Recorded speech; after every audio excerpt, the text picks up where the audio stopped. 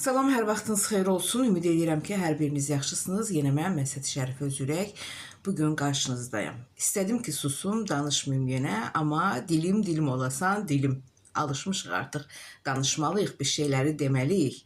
Neçə gündür izləyirəm, baxıram, utanıram həm də eyni zamanda.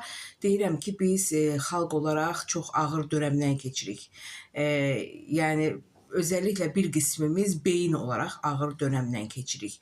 Ne jurnalisti, ne aparıcısı aparıcıdır, ne müğənnisi müğənnidir, nə verilişidir, nə də televiziyadır.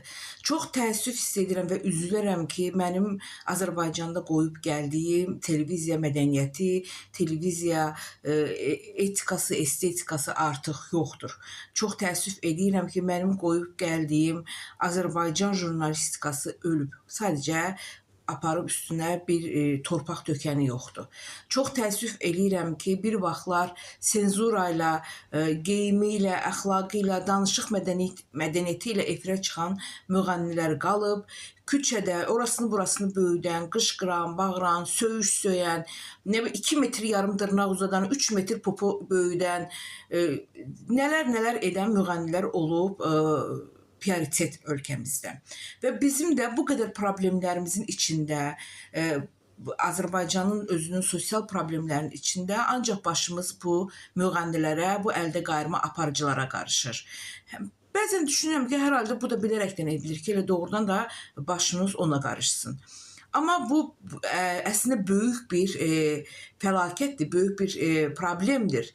Bunu anlayan üçün böyük bir problemdir. Çünki mədəniyyət çox önəmli bir məsələdir və bizim mədəniyyətimiz çox bərbad bir durumdadır.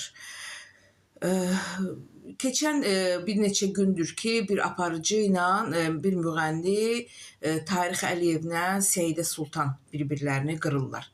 Qırırlar doğrudan da, heç bu ifadəni xoşlamasam da doğrudan da qırırlar.